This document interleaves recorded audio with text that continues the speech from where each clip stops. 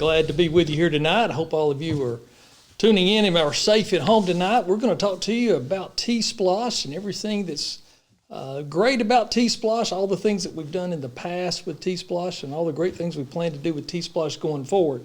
Tonight I have, to my right here, I have Mayor Andy Arnold is with me here tonight, and also Council Member Wayne Swanson is here with me also, both from the city of LaFayette. So appreciate these guys coming and being with me here as well, so we can talk about what they have done in the past over the last 5 or 6 years with TSPLOST in Walker County, and then what the city of LaFayette is planning to do going forward with TSPLOST. So tell your friends to be sure and take a look at this video after the fact. If they've not tuned in tonight, this will be up on our Facebook page indefinitely. So anybody that hasn't seen this live airing event of our TSPLOST conversation, be sure and let them know that they can tune back into the Facebook page of the county at any time. Also, here in a few minutes, we're also going to be taking questions live regarding TSPLOST. So if you have any specific questions, primarily for the city of LaFayette, if you want to key those questions in, we'll be able to facilitate as many of those as possible. Also, here in a few minutes, if you have questions regarding TSPLOST when it comes to the city of Chickamauga, the city of Rossville, or the city of Lookout Mountain, we'll also have representatives from each of those cities coming on here with us in a few minutes. So hope you enjoyed this show that we've put here together to try to bring more attention to TSPLOST. So Mayor and Councilman, appreciate y'all both being here with us tonight and Thank you. Taking time out of your day to come and be with us here at the Walker County Civic Center as we come together to bring some positive information about TSPLOST in our community. You know, one of the things that a lot of people get confused about is the differences between TSPLOST, eSPLOST, and SPLOST. And so there are 3 separate sales tax that can be adopted by the local community, but each one of those taxes have to be voted on by you, the voter. And so you get to make those determinations every 5 years. So the eSPLOST is an educational special local option sales tax that goes 100% to the school systems, that one full penny. 100% of those proceeds go to the school systems. And here in Walker County, that's divided between the Walker County school system as well as the Chickamauga school system. And that eSPLOST comes up every 5 years as well, and has been in for many decades. I don't know how long the eSPLOST has been in play, but it has done a lot of great good for our school systems. And then for many times, the citizens have also voted in the SPLOST, which is a community development and improvement of our infrastructure. So the last SPLOST, citizens of Walker County voted in back May of 2021, I believe it was. And that SPLOST has done a lot of great things. We actually have a playground underway here at our Civic Center for an all-inclusive playground. We're buying fire trucks and making building improvements. And so your SPLOST is for those type of general county and city different types of capital projects. What makes TSPLOST very unique is TSPLOST can only be made and utilized for transportation improvements. So that's road paving, road reconstruction, can be used for bridges. It can be for additional right-of-way that's needed for roads, also for sidewalks and trails and different things. But as you know, in Walker County, in our unincorporated area, we have a lot of need for road improvement. We have a lot of roads to pave, and we are going to continue to focus on that. But that's why I wanted our city partners to come in here with us tonight and talk about what each of our cities also are doing, because the cities, being more of a walkable community, are doing some unique things over and above just paving roads, but are definitely transportation in our community, and something that's very visible, but is also something that everybody in the community can utilize. So what we want to talk about first, we'll get our mayor and council member involved, is we want to talk about what projects have been done in the past with TSPLOST. And I know y'all been pretty creative in what y'all been able to do with TSPLOST, so share with us some of the things that y'all have done with the first and last TSPLOST we had. Well, that's the only TSPLOST that we've had. Thanks for having us on, Shannon.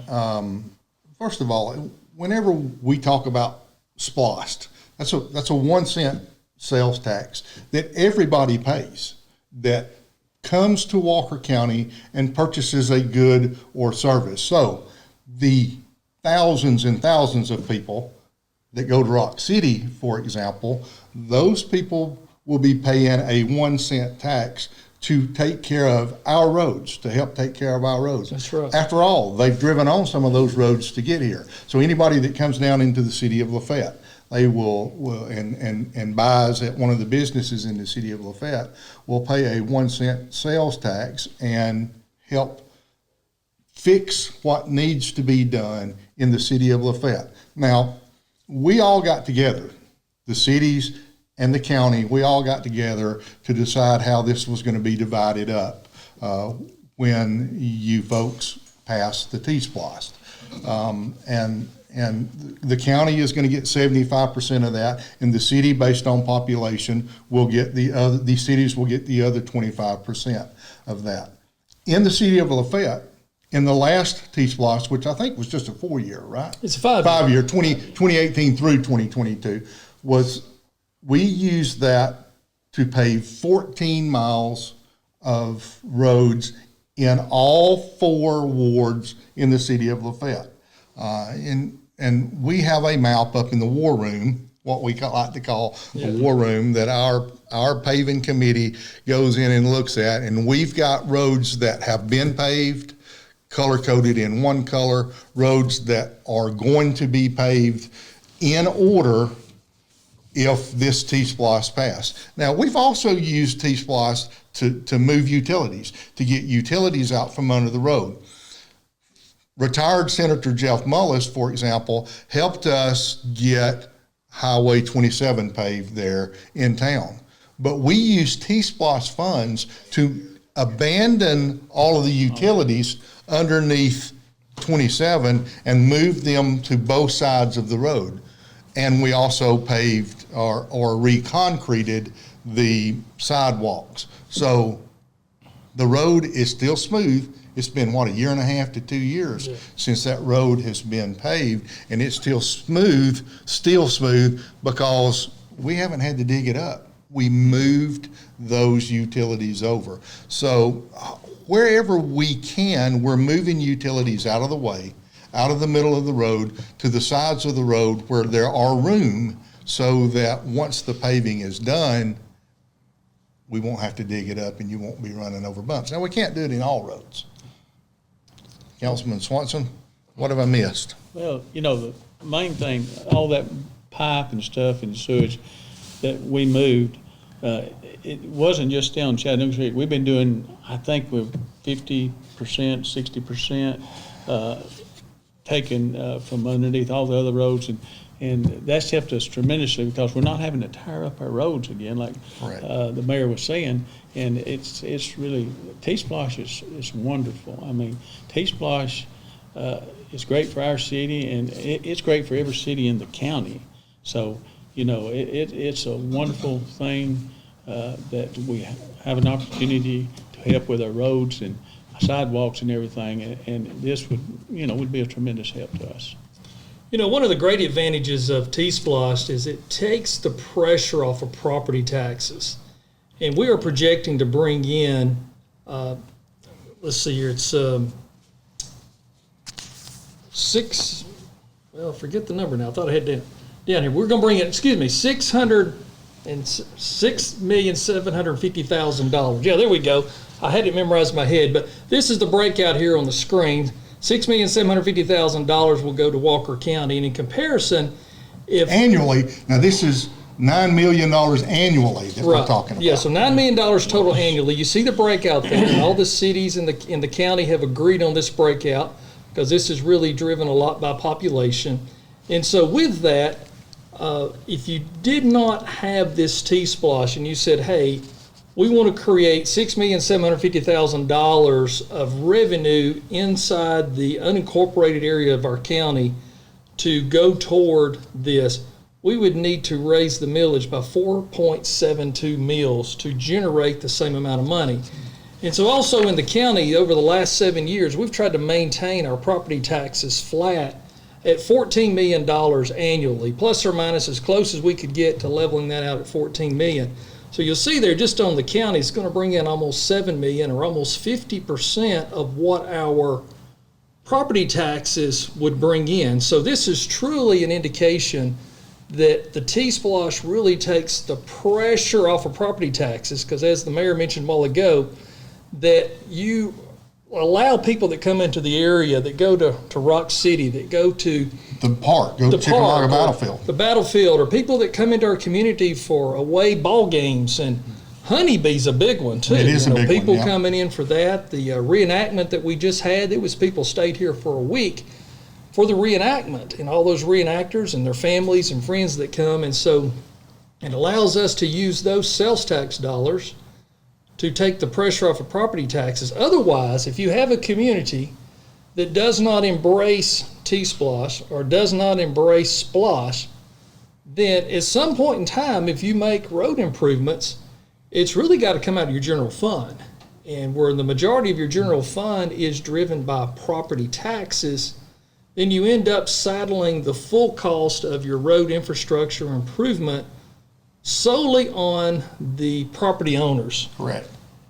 But the problem is the property owners are not the only one using the road. And so you've got people coming in from all over the southeast, coming into Walker County, that are sharing in that burden of the maintaining of our roads and the cost of those roads by the TSPLOST being in place. And so that's why it's very important that people understand that, and people understand what the TSPLOST really does. Another thing too that I really like about the TSPLOST is it's earmarked designated funds. It cannot be used for anything that's not transportation related. So you cannot go and build buildings or fix buildings or buy fire trucks or what have you with that TSPLOST. It's 100% for transportation. Also, too, it has to go in a separate bank account. It does have to be kept in a separate account. Yeah, so each city and the county each keep those funds in a separate account, and that way it makes it easier to be audited. Every year those funds have to be audited, and also we list on our website a detailed expenditure of where those funds went, and we even break that out by each road to show how many roads were paved, the names of the roads, and how much money was spent per road. And so you can find that on our county website now of the past county projects that have been done, where we report that information. So we want it to be extremely transparent so people can see that. Also, too, you see a map here on your screen of roads that have been done since 2018 with the TSPLOST. And you see, again, just like the cities do, they try to spread that out over the course of our entire county as a whole. So we're not just concentrating in one small area. We're concentrating on the entire county as a whole. And so we have, in the unincorporated area, almost 700 miles of road. We've paved almost 153 miles of road in the unincorporated. The city of LaFayette's paved 14 miles, done a lot of utility, and also moving those utilities out of the road, which, you look at Highway 27 and that being a heavy traffic road and also a road with a lot of heavy trucks.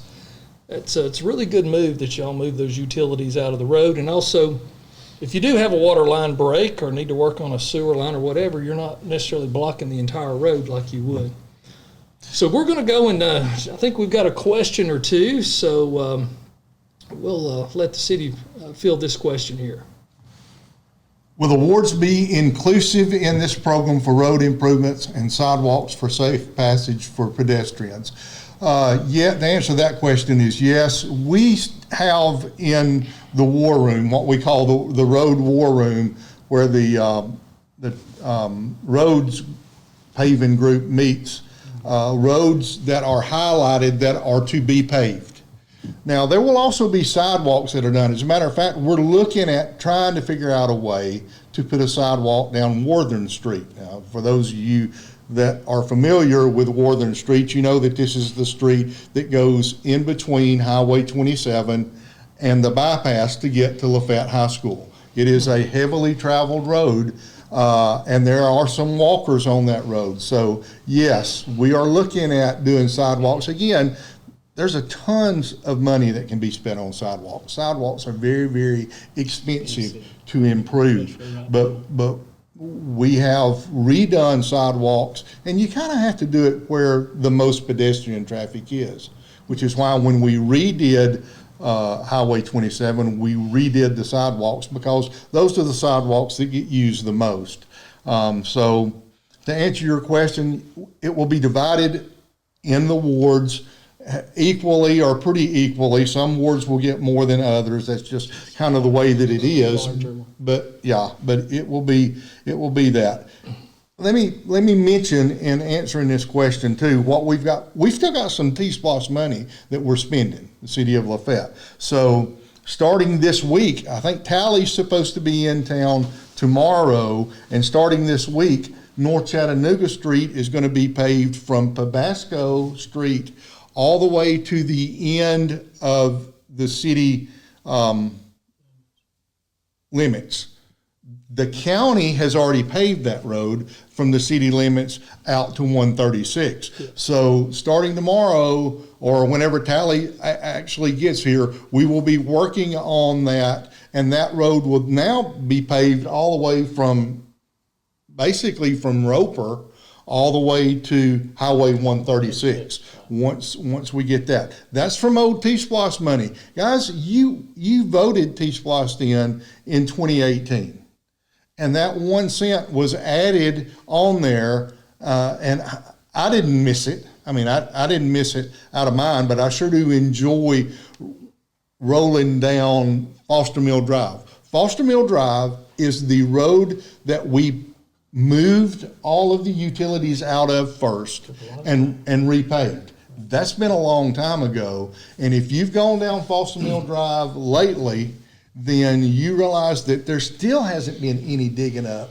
to have to fix anything in the road. That road's still in great shape. And although it cost us more money to do that at that point in time, it's saving money in the long run.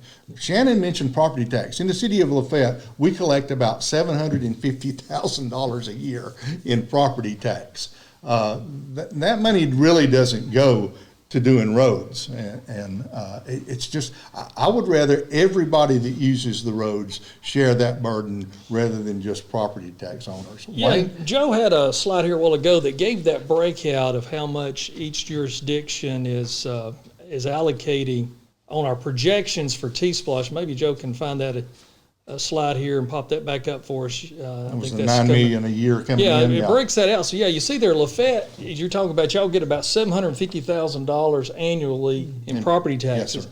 This year, we're projecting for y'all to get $1,035,000. So that's pretty impressive. That's more than your property tax revenue is. And again, that really takes the pressure off of your property taxes from having to ever much increase those taxes. Correct, and we haven't. We keep our property taxes. We haven't increased property taxes in for none that since I've been on council. One time since I've been on council. So I can't remember. But if you didn't have the TSPLOST, there would have been a lot of this work that would have not here's the thing. probably gotten done. Those 14 miles that were paved would have been paved through what is called LMIG monies, which is monies that we get back from the state. That's paid in state taxes to pave roads, and it would have been, it's not even a mile a year whenever we get LMIG money. I mean, it's just very.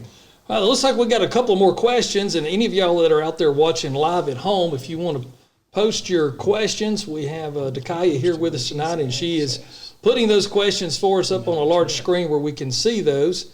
And so she is going through those so we don't get repetitive or anything, and making sure that the questions that we are trying to answer here tonight are pertaining to TSPLOST in particular.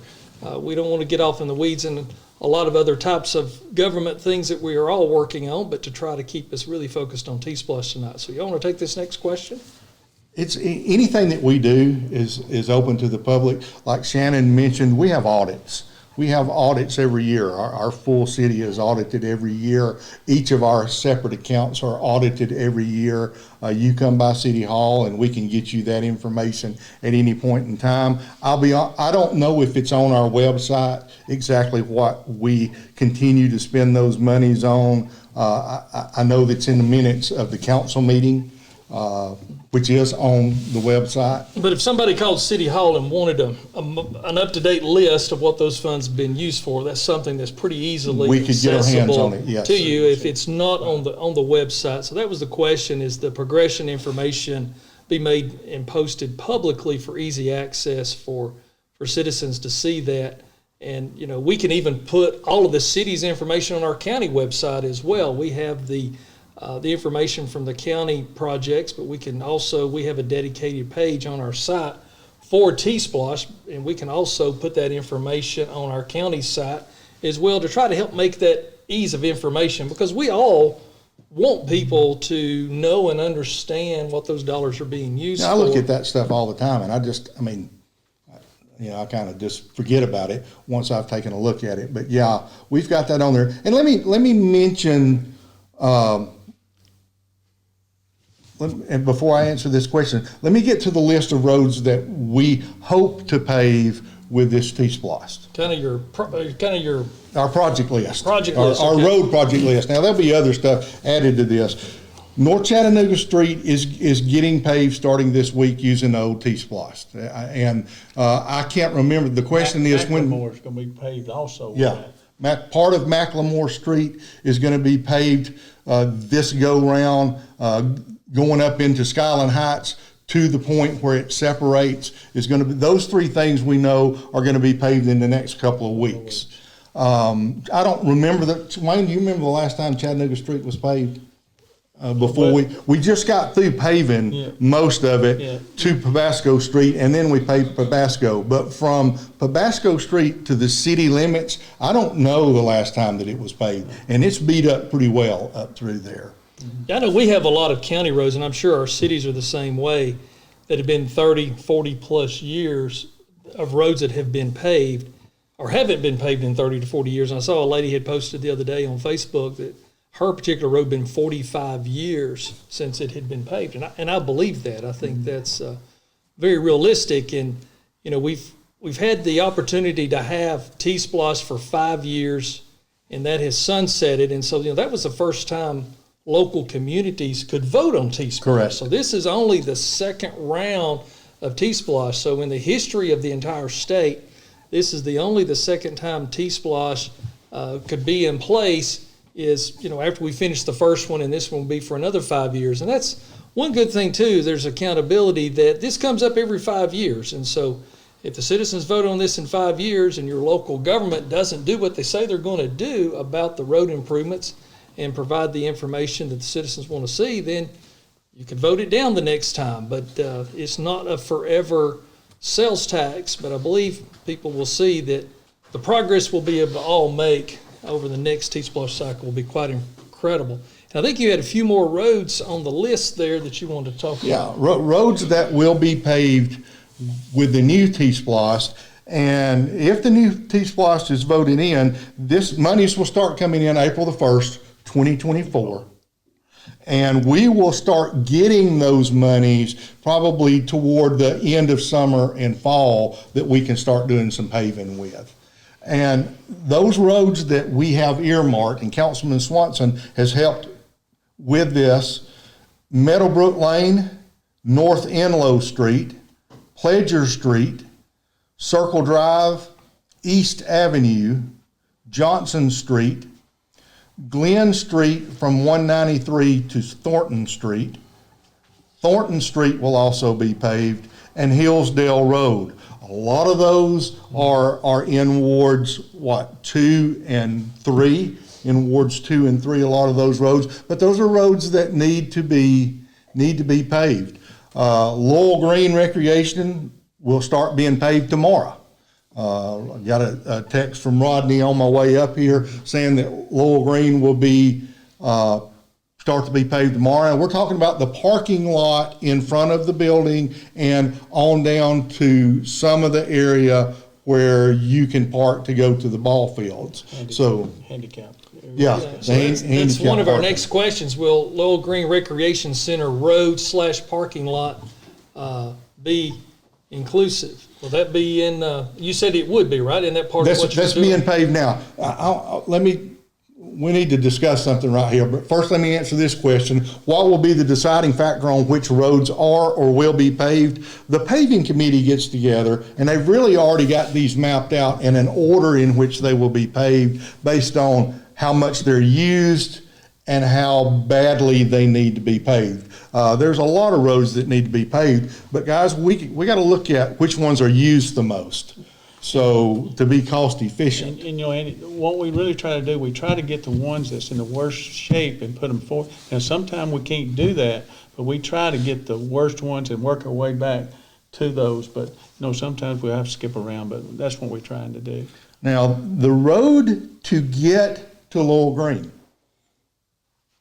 is half of it's in the county, half of one side of the road's in the county and one side of the road is in the city. So in reality, we've got to get together with the county. The road that goes from where you turn in to go to Laurel Green off of Chattanooga Street on over to 193, right in front of the school, that road is half of it's in the city and half of it's in the county, and that road's horrible. So we'll have to get together and decide how we pave that. I think the county will probably pay for about 75% of it based on the numbers that we looked at, and we'll pay for 25% of it. Well, I think without a lot of issue, I can probably, it's going to be a stretch, but I think I could probably get the Board of Commissioners to go along with giving y'all a waiver to just let you pave it all.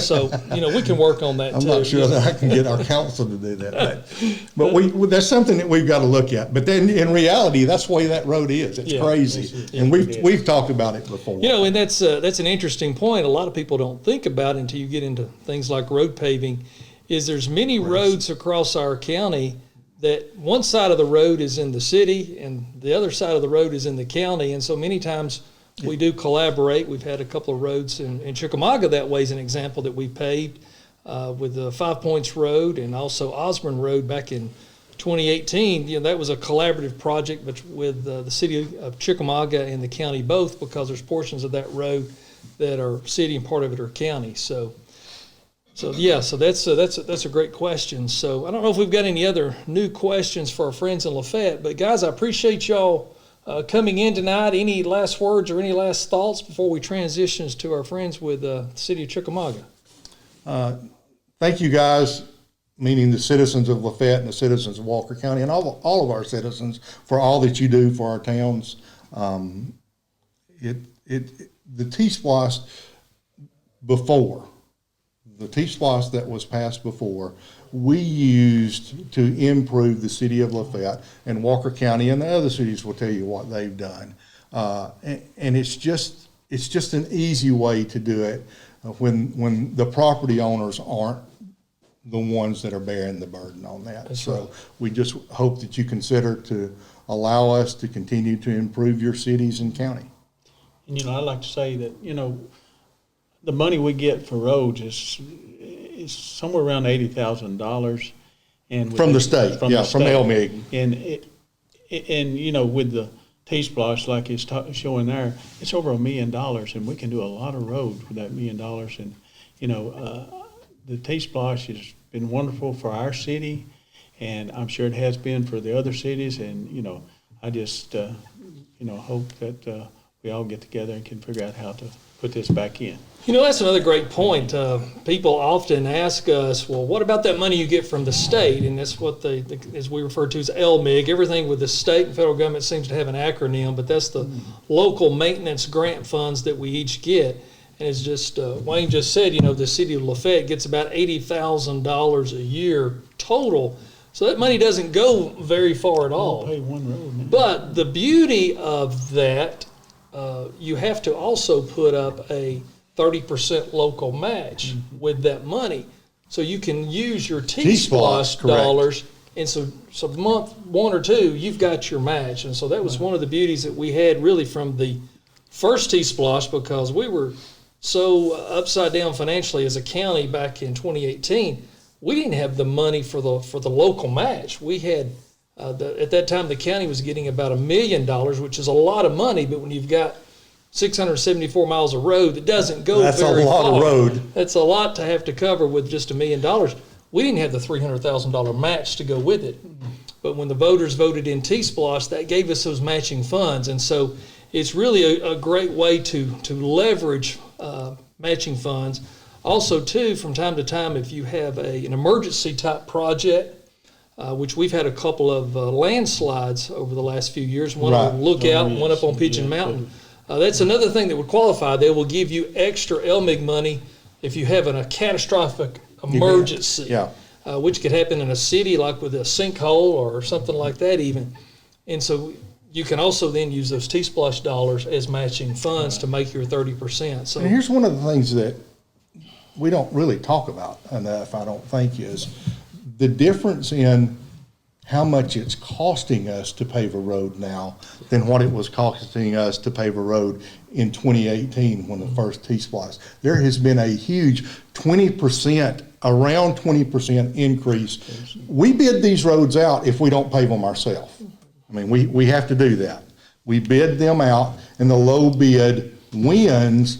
But those low bids have been, we have found, about 20% higher than what they were when we did that 5 years ago. So it's costing more. Yeah, and that's another good point you bring out that we often don't talk about is what's the process of selecting the contractors. And we are required by state law, which this is one of those laws I think is a good law, that any capital road improvement projects, if it's over $150,000, that capital road improvement project goes on a state procurement site. So every paving contractor that subscribes to that site gets an email when those are posted. So when we posted our list of roads for the county back last year, every paving contractor in Georgia that wanted to be notified was notified of our project. And so that way we always make sure that usually fosters several bids. I think every year we've had 3 to 5 bids every single year, and those come in as sealed bids. We have a bid opening. We have the contractors that are bidding, they're present. They can take notes. They can have copies of what's been presented. And that way it's completely fair and open, and we truly get the best price we can to make those dollars go as far as we can. So that is a great point talking about bidding these projects out. So, well, guys, we're going to transition. We ask everybody at home to stick with us here as we transition. We're going to let Michael Haney from City of Chickamauga come up, and we're going to let these guys be dismissed. So thank you guys both again for coming up. It's been great, and I look forward to continue to work with y'all on road improvement projects as we move forward. So stay with us, and we'll take our transition.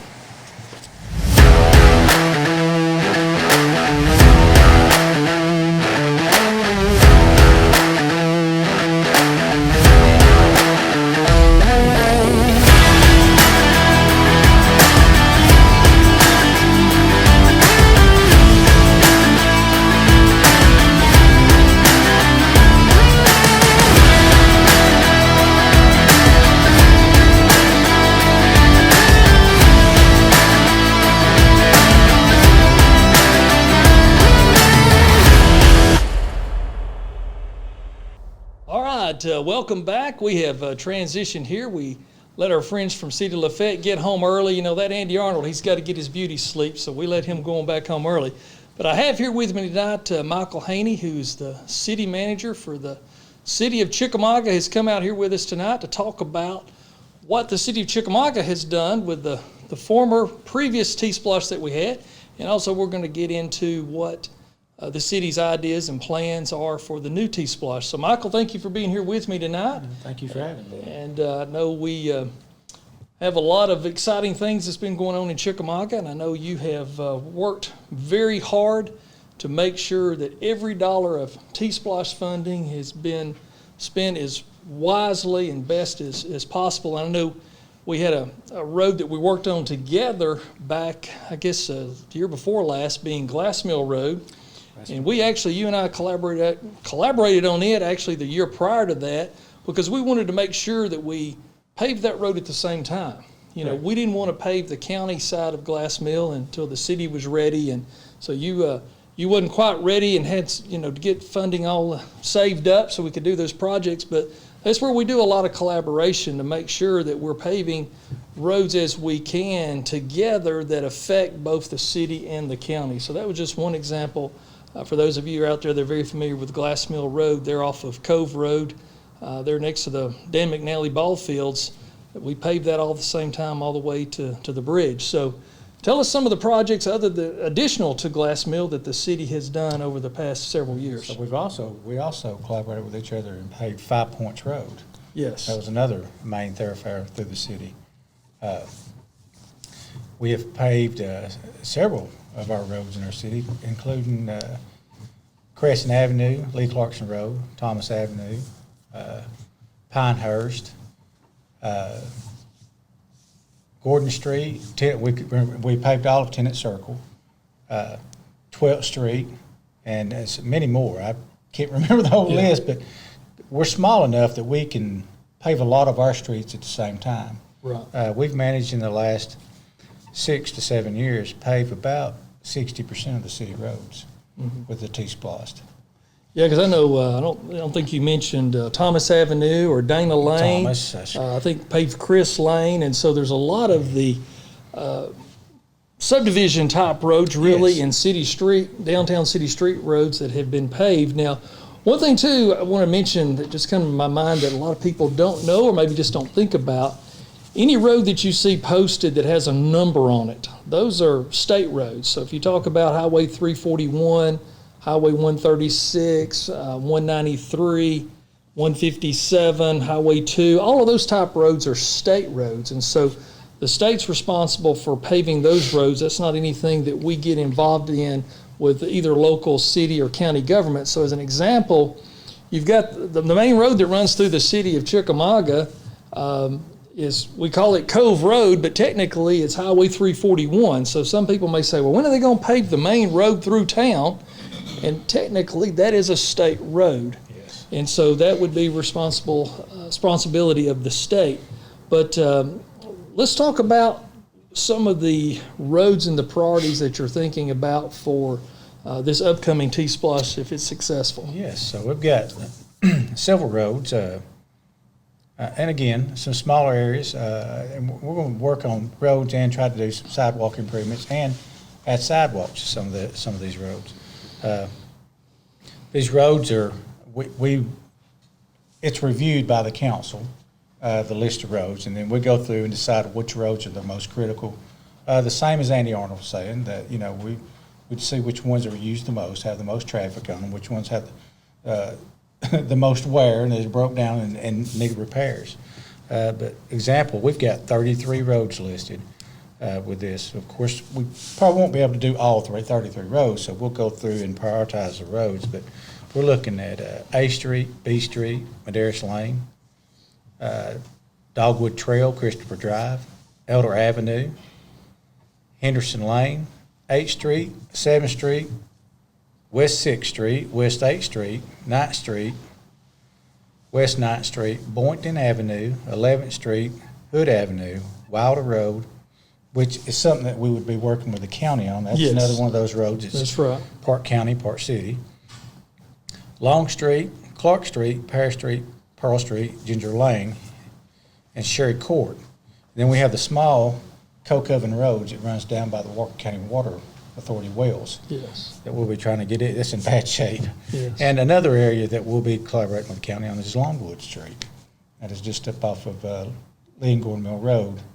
Turns to the right, but heading towards the sewer plant. Part of that's in the county, part of it's in the city. Yeah. So that's a list of the roads that we're looking at resurfacing. And then we've got areas that we're going to look at do sidewalks in. Sidewalks on. And at the same time, we're hoping to upgrade some of these water lines that's in these roads instead of coming in pretty much like the county was doing with the water authority. Before you go in to lay fresh asphalt down, pull up some of these lines and replace these lines so that we're not tearing these roads back up and we can get the good 20 to 30 years out of a freshly paved asphalt road. But like the mayor said, you're looking at the cost of asphalt is what's going to determine the amount of roads we can do and the number of projects we can do. Unfortunately, like you said, it's 20% higher than it used to be. Mm-hmm. And will probably continue to rise, unfortunately for us, with everything that's going on in this world now. Right. So, but ours will mainly be used for roads, and we have a small portion of it will be dedicated to sidewalks. And of course, it's great for culverts that's under roads. We repair these culverts and stuff. to help maintain our floodwater so we don't have the flooding. Yeah. You know, Joe's got it up on the screen now. You know, it costs anywhere between about $150,000 to $200,000 per centerline mile to pave a road. So that's depending on how wide the road is. You know, we have some roads that are fairly narrow in our community and have some that are 22 foot wide. So that is kind of a range to kind of give you an idea. And also the thickness of the asphalt you put down. There's a lot of variables there, but when we do our county roads, we're $150,000, $200,000 pretty quickly now with the increased cost to pave those roads. And so really what it comes down to, TSPLOST generates the funds to bring our community up to having some of the best roads in the region. And I truly believer of that. When we look at some of the roads in our neighboring communities and over the state line, there's some pretty rough roads as well. But with TSPLOST, we have the opportunity of developing and having a community of the best roads in the region. And that's really important for people to think about. And to do that with having people that's coming into our community sharing that cost.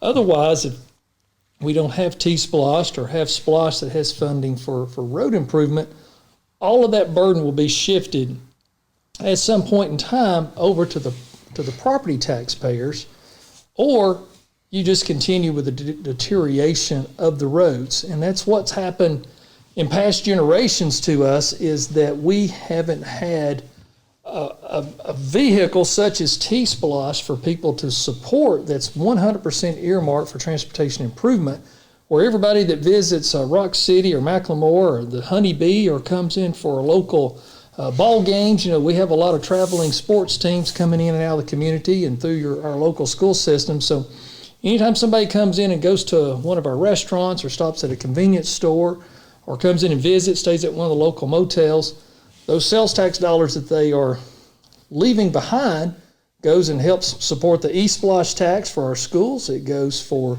the our SPLOST projects, which are our capital projects for buildings and different things, but also it does earmark that 1 penny or 1% tax as well for transportation purposes only. And as we talked earlier, those funds have to be kept in a separate account. And every time we have a new TSPLOST or new SPLOST, we have to set up a new account for that. So you just can't pile it on top of anything you've got left. No, unfortunately, everything we have outside of the general fund is kept in a separate account. I mean, we probably individual accounts, multiples. We probably got 15 checking accounts for different types of funds. Right. And yes, everything is kept itself, has to be accounted for.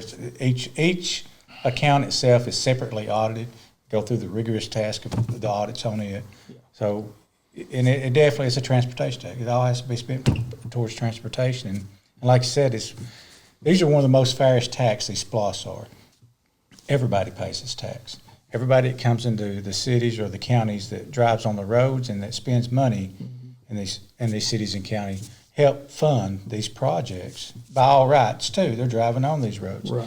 And same with the city here. If we had to fund the $400,000 a year that would be coming into the city, we'd have to raise our general. We would take our zero millage rate that we're proud of in Chickamauga to at least 3 mills to cover that $400,000 a year. You know, that is one thing that's very interesting about the city of Chickamauga. I think y'all have been, 24, 25 years now?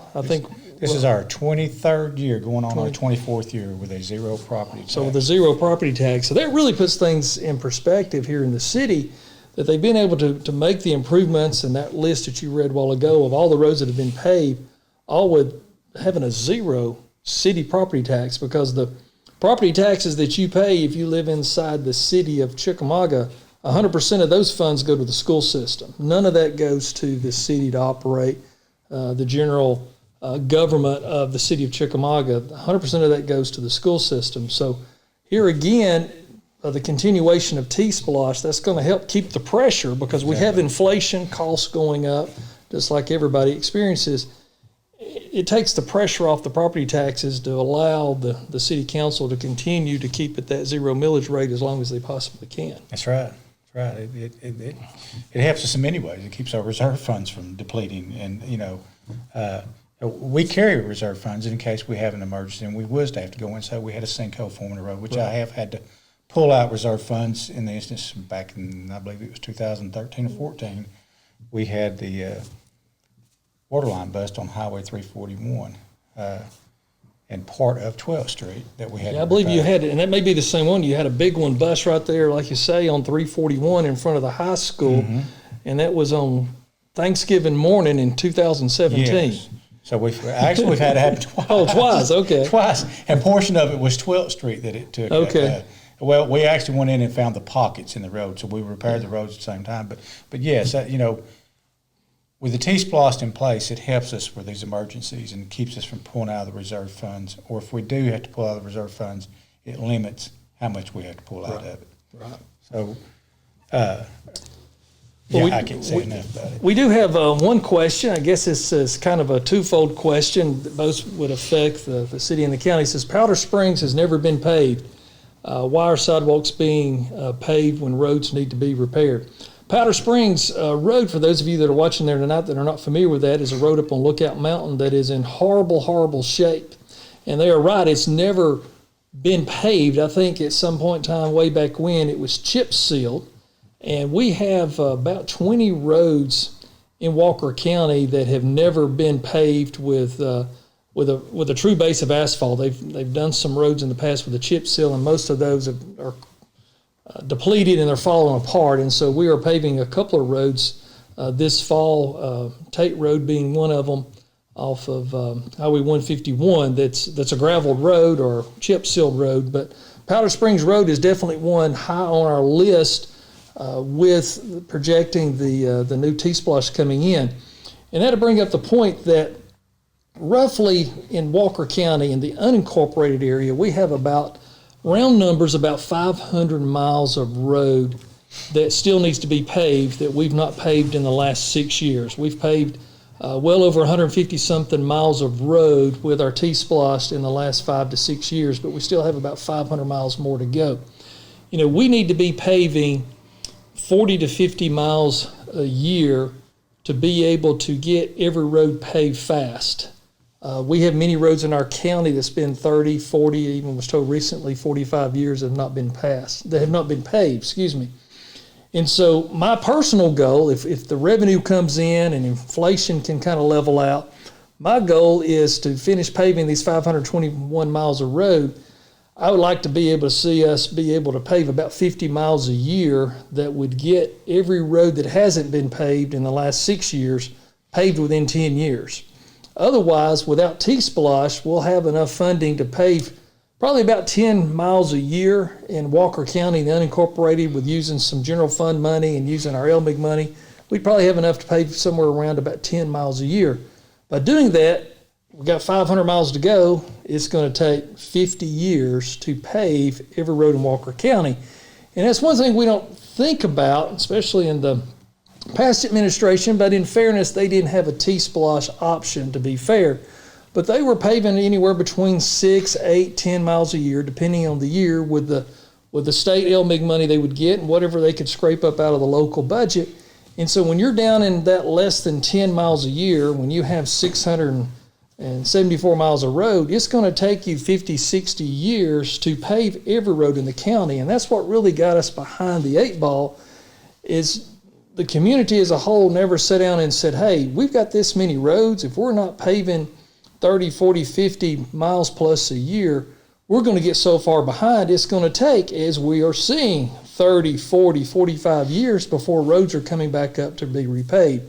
So my personal goal is to be able to pave every road within 10 years. And I know that's a very aggressive goal, but I think if we can continue, our economy continues to grow, and new tourism that's coming into our marketplace, and as we continue to get more new retail businesses, we have some new retail businesses coming to Walker County. And so it doesn't matter. The way our tax system is set up in Georgia, I very much think is a great way to do it, is that when sales tax money comes in, that is divided among the cities and the counties on a predetermined formula. So if something new comes into the city of Chickamauga, it's good for the city of Lookout Mountain. It's good for the city of LaFayette. It's good for the city of Rossville, and vice versa. So just like with Macklemore coming in up on Lookout Mountain, that's good for all of the cities because those sales tax dollars are going to be allocated and distributed among all the cities and the county as well. It doesn't just go to the unincorporated. So it's a very fair way of dispersing those funds amongst all the local governments within the community where it doesn't just affect one. The other second part of that question was, why are sidewalks being paved when roads need to be repaired? And for the most part, like Michael mentioned, y'all have already paved in the city. I think you said about 60% of the roads. Correct. But yet, being more of a dense population, you have a high demand and a lot of requests for citizens that are wanting more of a walkable community. We do. We with the condensed area of the residents, and the people trying with the school traffic for the kids walking to school, right, is one of the biggest factors we have. But people want to walk to the downtown, and so to accommodate that, sidewalks is how you do it. It keeps them out of the roads. You definitely don't want them getting hit by cars, right, or putting themselves in danger. So we try to first take care of our roads, make sure our roads are safe to drive on, and that's by resurfacing them. And then start looking at sidewalks. And these sidewalks are expensive. Again, like Mayor Arnold said, they're expensive to build. So we can't build them as fast as we'd like to, but they're ongoing projects. And this TSPLOST is what helps make this happen. Yeah.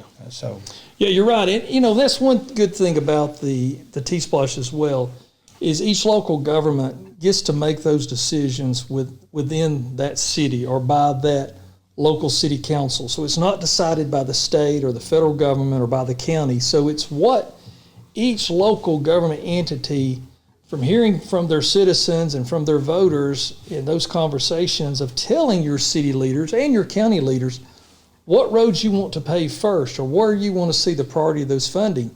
And all these elected officials do listen to that. They want that feedback because especially as a county as big as ours is, we don't always know where every pothole is or every road that's got a problem.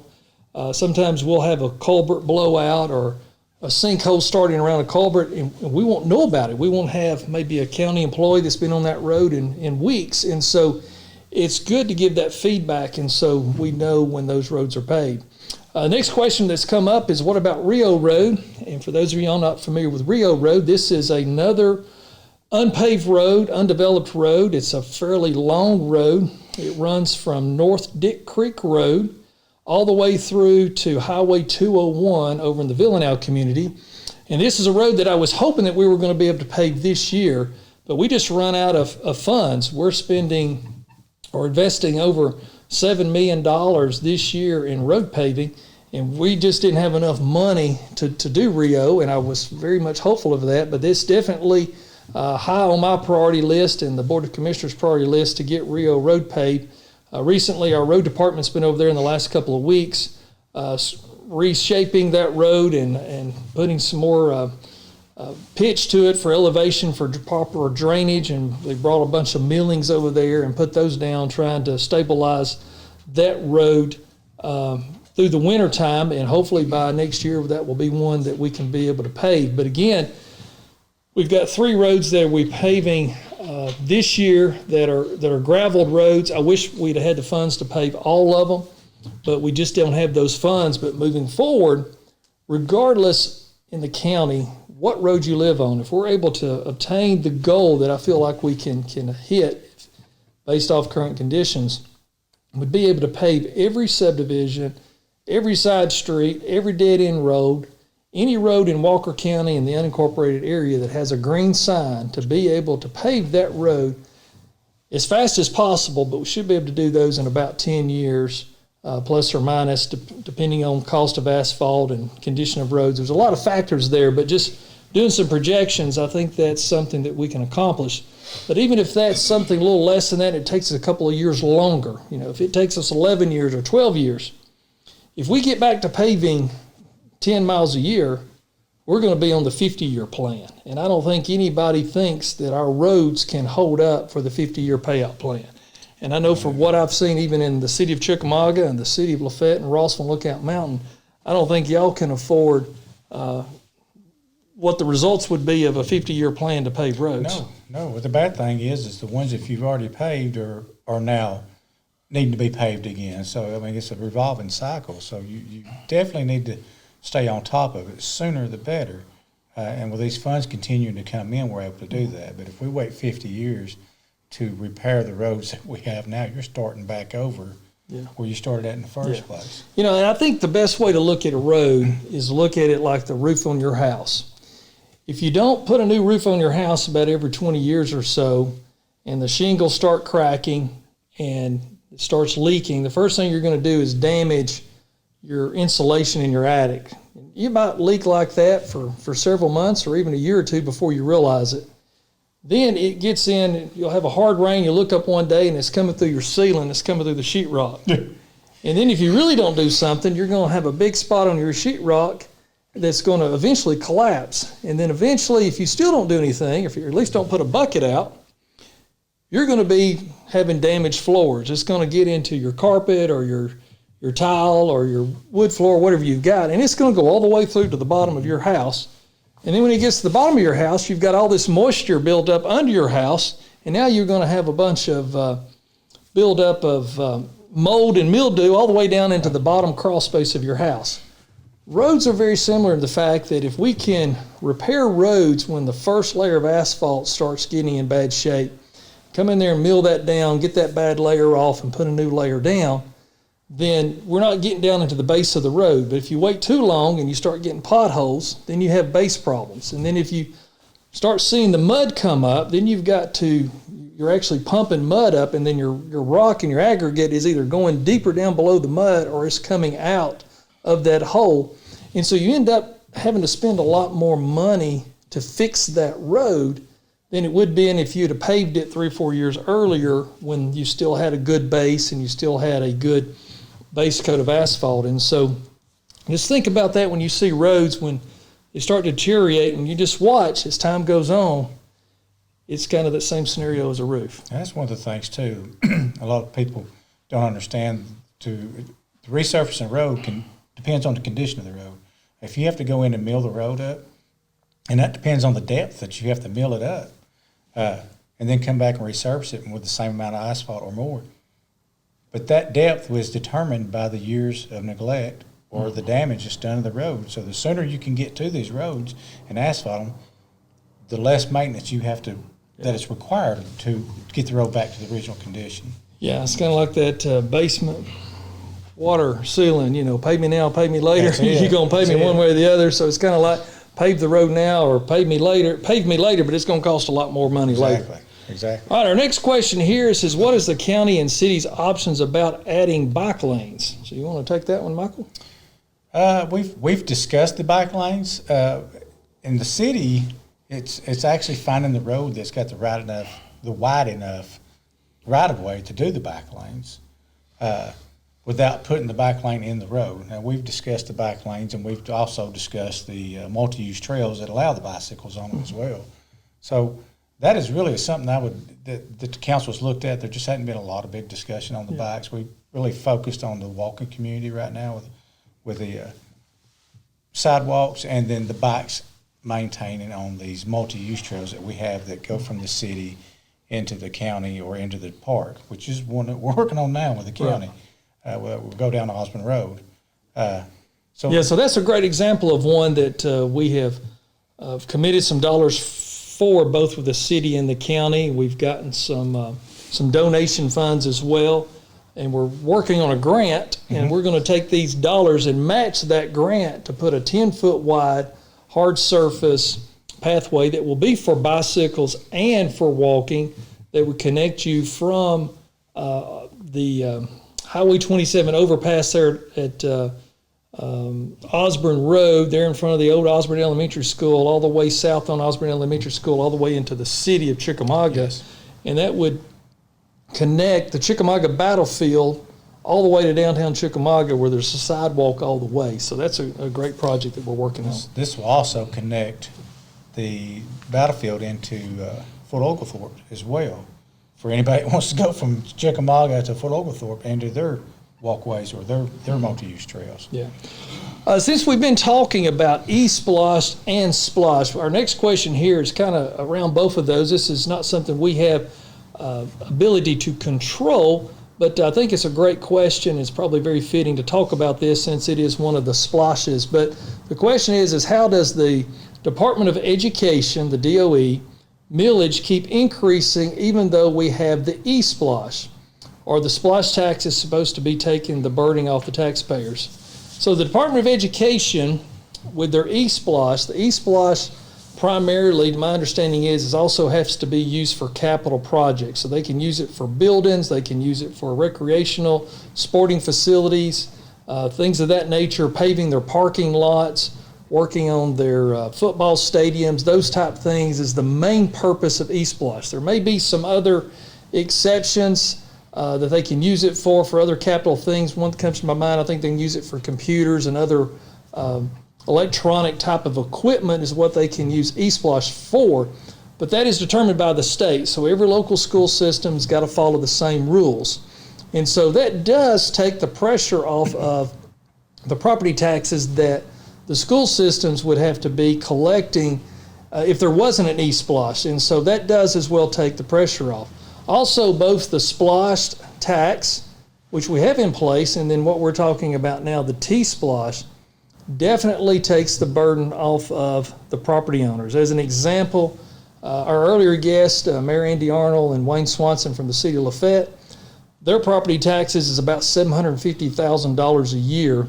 T-splosh is estimated to bring in a little over $1 million a year into the city of LaFayette. The city of Chickamauga has 0 property taxes, and so the T-splosh definitely has a major impact on taking the pressure off of property taxes to keep them from even having to oppose a property tax over the last several years, because the last 5 years we had the T-splosh. Next question, there are several roads in the county that just need striping. Will this be included in future plans for T-splosh? Great question. Yes, that is correct. We, in one example, we just paved phase 2 of Straight Gut Road, which is down by the Walker County State Prison. And so phase 1 was paved back in about 2015, 2016 by the previous administration, but the striping had pretty well wore out. And so we're using some of our T-splosh dollars that we have to finish up on this year to stripe phase 1 and phase 2, both of Straight Gut Road. And also we're going to do Old LaFayette Road. We are paving this year there behind the Rock Springs Post Office. And once they've paved those roads, they're going to restripe Old Lafayette Road all the way back to the Catoosa County line. So there will probably be a few other roads that we will do for striping, but yes, T-splosh dollars can definitely be used for striping of the roads. We have done that on several roads. If we're in a project area, there's a high traffic road. And also too, if you'll notice, all the roads that we are paving in the county, we put down the centerline reflectors, and we try to maintain those every year. But when you get a new road freshly paved with the outer striping and the inner striping, and also put in center lane reflectors, it really enhances the safety and visibility of those roads. And so we will continue to do that, and we're able to pay for the striping and the reflectors both out of the T-splosh money, because that is transportation improvements. Anything dealing with the roads is transportation improvement. And that's what I was going to say, that we also do crosswalks with this funding. If you come to Chickamauga, you'll see our little blinking lights that's on our crosswalks. A lot of our new signage and stuff with our LMIG has also helped with those. But our T-splosh, we're able to use those funds to go towards these crosswalks for the safety of the public when they're crossing the street. Yeah. So as long as it's, like you said, tied with transportation, yes, it can use the T-splosh for those projects. Very good. All right, well, appreciate you coming in. Any final words before we bring Hal Gray up from City of Rossville? No, other than this is a needed tax, and we really need this to pass. And once again, this is the most fairest tax we have. Everybody pays this tax that lives in Walker County, not just the homeowners or the residents of this county. It's everybody that comes here, and this is how we pave our streets without putting the burden back on the property owner. So, yeah.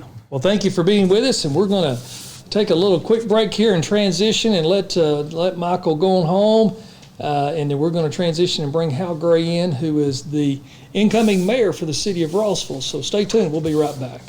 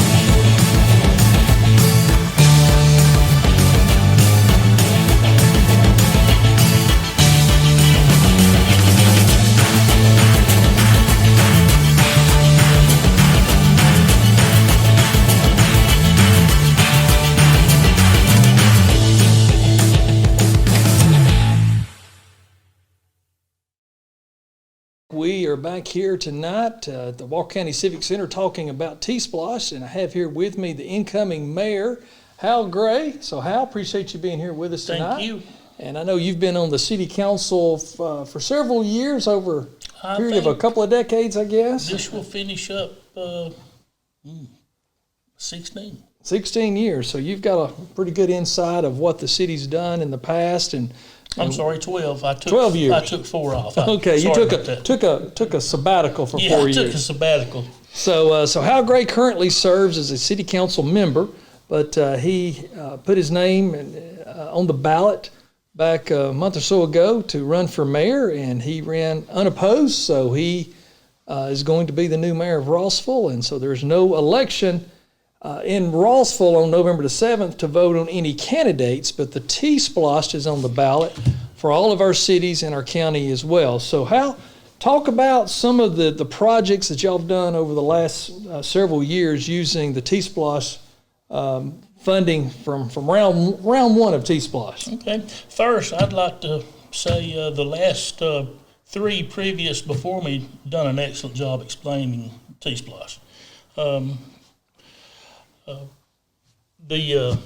Now getting to our streets, some of these are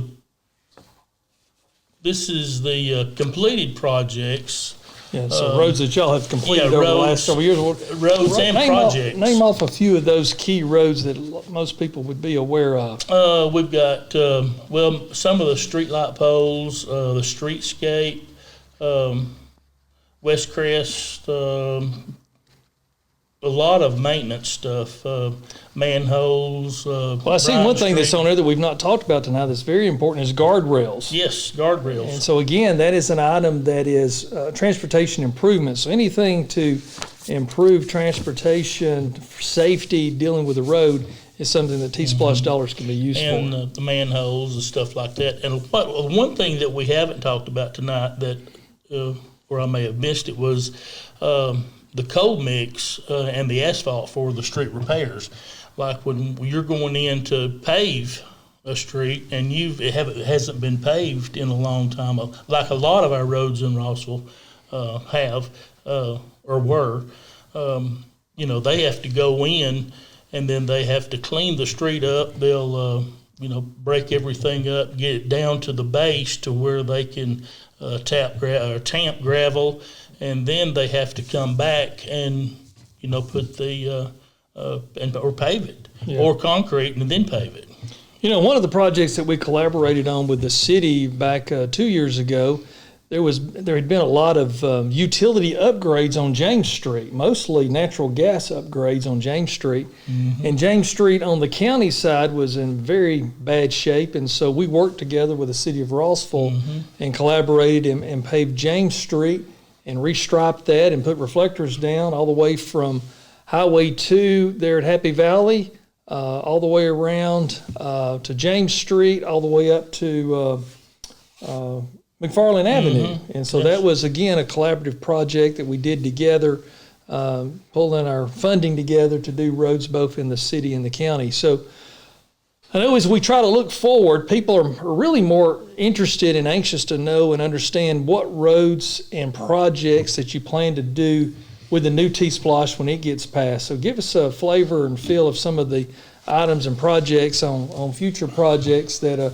y'all are looking at here that we've got on the screen. Yeah, the future projects, we've got East and West Gordon, Davis Street, Center Street, Hick Street, Beach Street, Glen Avenue, Hickory Street, Clark Street, and Indian Avenue.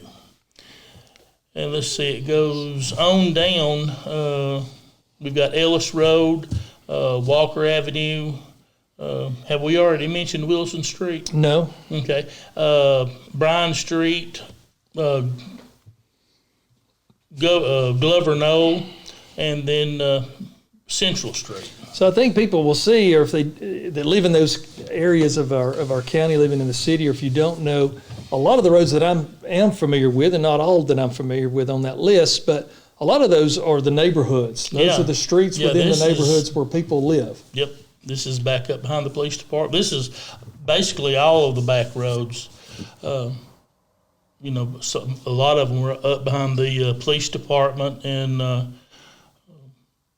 in the bottom section of Rossville. Yeah.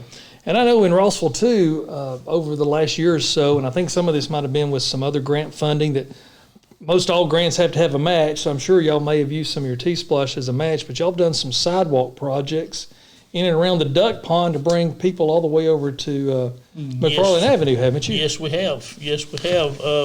And we've also, we've done like approximately 75 stop bars will be placed at the intersection throughout the city, dilapidated box culverts, repaired on Indian Avenue and Washington Street.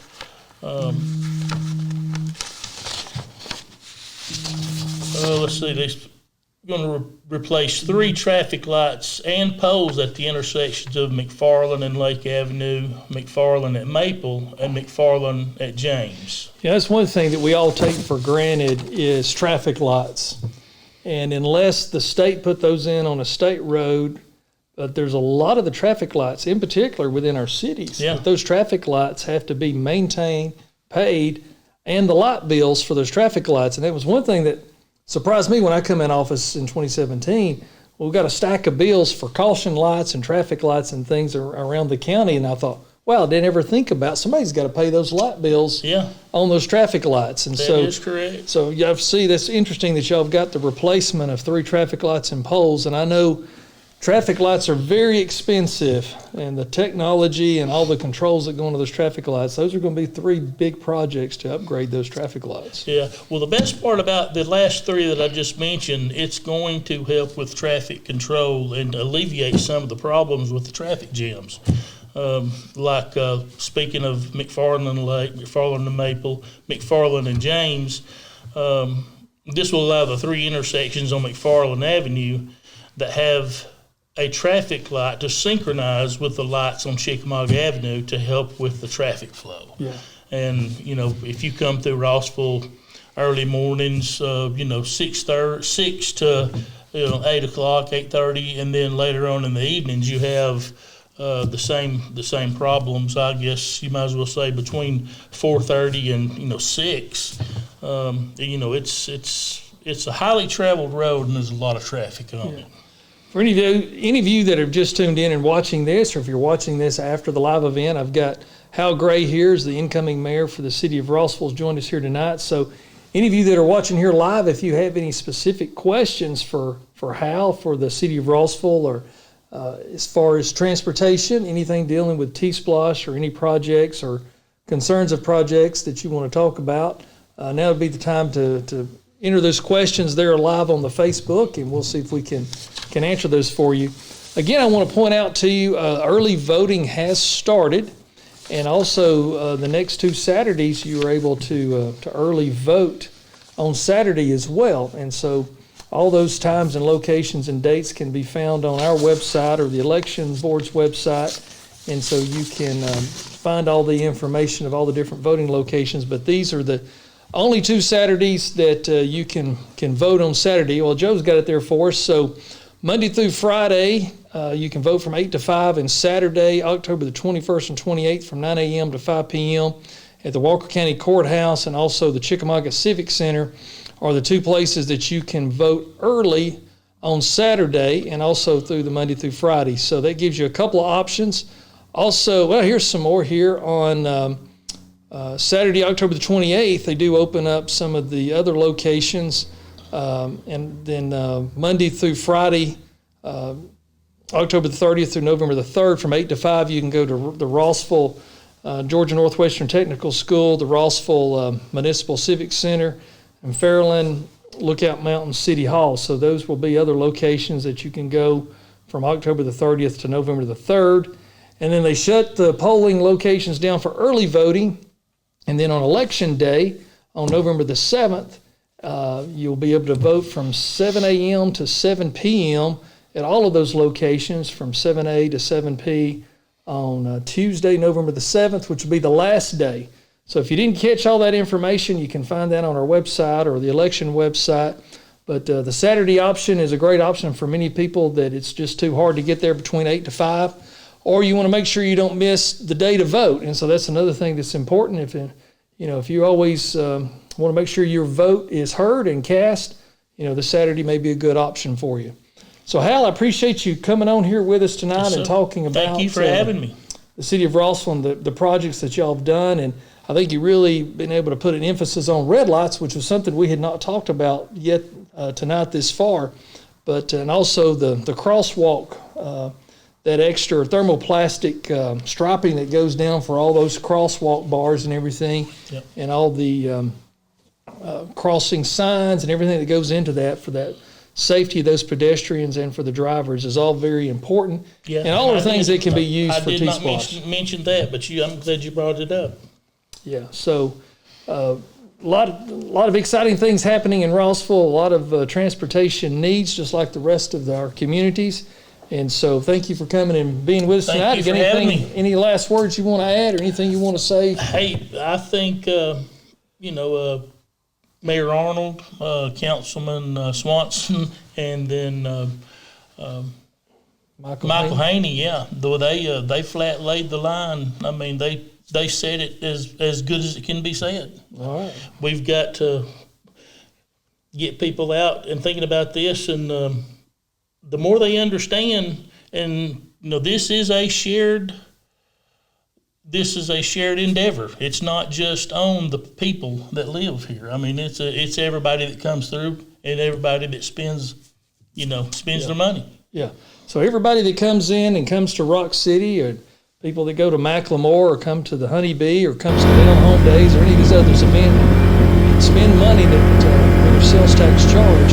All of those things, all of those expenditures do collect the sales tax, and that is a formula that's in place where those funds are shared amongst the cities and the county. So here's a picture of the construction of Macklemore. They're supposed to have this open in April of 2024. So everybody that goes to Macklemore and spends money from outside of our community is going to help pay for our city and county roads.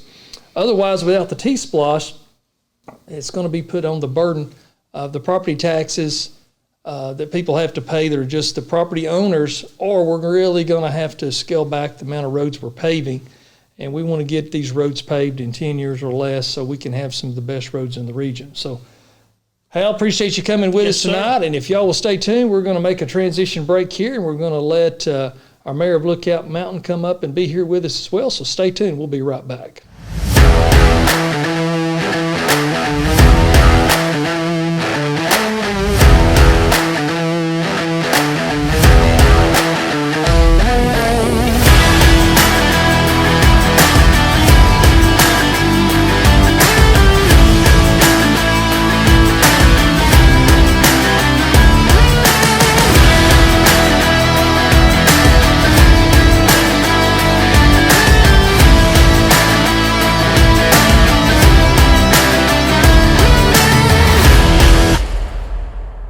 You see there on the screen some of our previous paving projects that Joe was showing there through our transition. And one of the ones that you saw earlier where he had the before and after that he was showing there before we got into Rossville, that was actually Peavine Road. That was phase 1 of Peavine Road. And you could see how bad that road was and how many repairs had been made to that road and just how much better it looked with the new asphalt and the new striping. So great video work here for Joe to help explain what we're talking about here, talking about transportation improvement.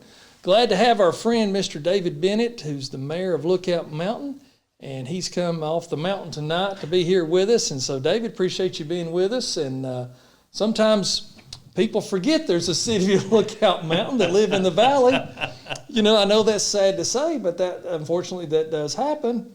But then sometimes people forget that some of these other cities exist too. So that just goes to show you we have such a large county. And actually, there's actually a little bit of Fort Oglethorpe City that's in Walker County.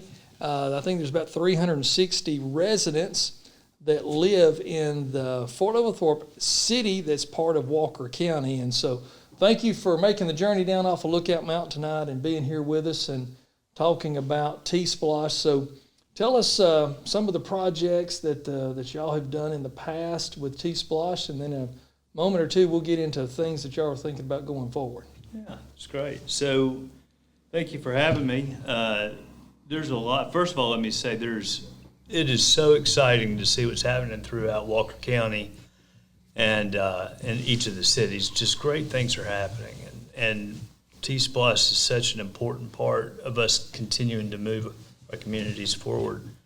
As far as how Lookout Mountain has spent a good chunk of our funds is part of the town center project that we had. It was a road that went through there, so we were able to use TSPLOST funds to build that road from the ground up, which was not cheap.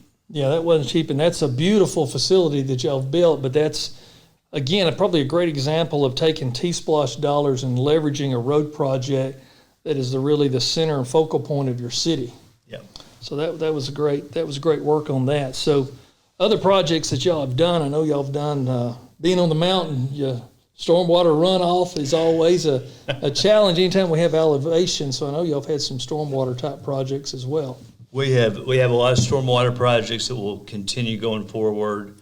And it is that you think of being on a mountain that you wouldn't have a lot of stormwater problems. We have a ton of stormwater problems.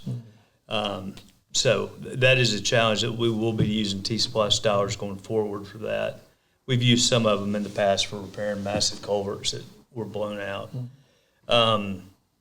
We have road projects too that are one of the things that Lookout Mountain's known for is narrow roads everywhere. And so we are, there's several key roads I think that we're going to need to widen roads and do some significant repairs. But, again, those things can't happen without TSPLOST. Yeah, so on the screen here, Joe's got some future projects that y'all have looked at. So let's talk about some of these. Lula Lake Road, I know that's one that is highly, highly traveled. I tried to give it to you, if you remember. Yeah, so talk about some of these other roads and kind of where those are within the city. Yeah, so Lula Lake Road is our busiest road in our community, and it's a feeder for all of both city residents and in the unincorporated area of Lookout Mountain. So much traffic goes over there, and so that road tends to need to be repaved more than the other ones. So we have also, we're in desperate need right now of doing striping. I don't know how bad the fog is here, but I know it is terrible up on the mountain.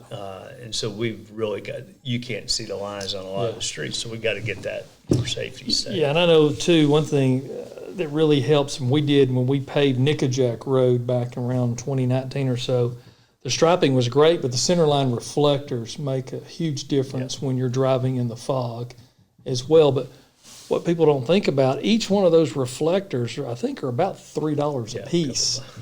And so you start putting those about every 40 or 50 feet apart, you can invest quite a bit of money on putting those centerline reflectors down. But fortunately, that is something we can use with our TSPLOST dollars, is those centerline reflectors. But you're right, anywhere with our ridges and our mountain areas are, the striping and the reflectors are a big, big deal. Yeah. Well, and the other thing that we're really excited about, and something we've been working on for probably the last 12, 15 years, is again, every city and the county's doing it as well. Everybody's doing it. The interconnectivity of a community is critical, and it really is it's a huge part of who we all are in our communities, in our cities.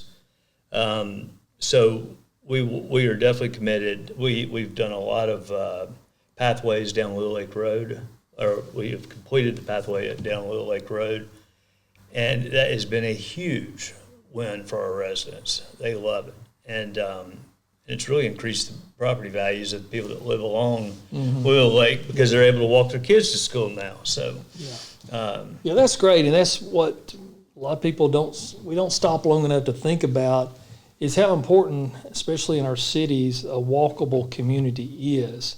And the more pathways and sidewalks and areas that are designated for pedestrian and bicycle traffic makes a huge difference, and it brings more of a sense of community, and it is easier for people to get around. And I think in all of our cities, more people would walk and use the sidewalks if they were there. But there's so many of our roads in our cities that don't have sidewalks, or maybe that have not been upgraded to the ADA compliance as far as the width and the ramps and all. So, I know in the city of LaFayette, they've done some work, especially when they did Main Street. Mayor Arnold mentioned earlier, they upgraded the sidewalks, and a lot of that was to also bring those sidewalks up to ADA compliance. And so that's very important. And I see people using those sidewalks morning and evening, see people walking their dogs, riding their bikes, exercising, because they do have that safe zone of a sidewalk. Are you one of those people out there? No, unfortunately, I would love to be, but I'm not. But I know that that's something that we don't think about being as transportation. And I guess is really the point I'm trying to drive home is sidewalks are very much transportation, because it's getting you to and from, and it's within the right of way. So anything that's within the right of way of our city or county roads, the TSPLOST dollars can be used for. So any other projects or any other thoughts of TSPLOST going forward? Yeah, there is, again, one of the things that we're excited about over this next 12, 18 months is really trying to finalize and develop a master plan and prioritize all these projects. So it will be the residents will be heavily involved in providing input, and it's going to be a fun process. It'll be our next step. Well, that's great to hear that, the citizen engagement is very important, because I know we've got some here listed on the screen of some things that y'all want to do, but getting that community engagement and community buy-in is very important, and the TSPLOST dollars will make all that possible to fulfill those visions and to fulfill those projects. So it's very, very important. So any last words from Lookout Mountain? Yeah, again, I just, I'm grateful for the position, and I know our city council is just a bunch of good folks. We all are friends, and we all care about our community, just like everybody else does. They care about their communities and are just excited about moving forward and trying to improve and preserve what we have. Yes. And so it's exciting. Very good. Well, we're going to wrap us up here tonight. We appreciate everyone that has joined us, either live or those of you that are going to be watching this video after the live event. And we are very grateful that you've taken the time to get more informed about TSPLOST and the importance it is to all of our cities and our county, and how we all work together and collaborate on roads that intersect within our cities and counties, and how we can improve, because we're not competing against each other. We're working together because we're sharing the funds together. And so any new business that is built in the city of Chickamauga helps our friends at the city of Lookout Mountain, and vice versa. So we're all in this together as a community. So there's not a jealousy or a sense of, well, why did you get the new business and we didn't? We're all celebrating new businesses that bring in sales tax, because it's a win for everybody. So early voting is going on now. You can early vote even this Saturday and next Saturday as well. And so that's a great option for people that can early vote, or you can vote at the courthouse this week, Monday through Friday from 8 to 5. And then early voting starts next week at the city of Chickamauga as well. So here Joe's got on the screen, Saturday from 9 to 5. On October 21st and 28th, you can go to the Walker County courthouse, or there in Chickamauga, and then starting Monday, October the 30th through November the 3rd from 8 to 5, you can go to the Rock Springs, Georgia Northwestern College, Rossville Municipal City Hall there, the Fairlands Lookout Mountain City Hall. All of those are places that October the 30th through the 3rd that you can go and early vote. And then they shut down for the weekend there and come back on Tuesday, November the 7th. You'll be able to vote at all regular polling locations from 7 a.m. to 7 p.m. will be the very, very last day to vote. So in the county, if you are living in the unincorporated area, the only thing on the ballot is the TSPLOST. That's the only question on the ballot is the TSPLOST. Do y'all have any contested races in the city of Lookout Mountain? Okay, so there's no contested races in the city of Lookout Mountain. There's no contested races in Rossville, but the city of LaFayette and the city of Chickamauga both have contested city council and mayor races in the city of Chickamauga. So all locations have T-Splosh on the ballot. So whether or not you live in the city or you live in the county, T-Splosh will be on your ballot for sure. But again, if you're only in the county, in the unincorporated area, T-Splosh is the only thing. But anyway, we thank you again for watching this. Please share this on your Facebook page so more people can get informed about T-Splosh. And we look forward to moving forward in 2024. Y'all have a good night. Thank you.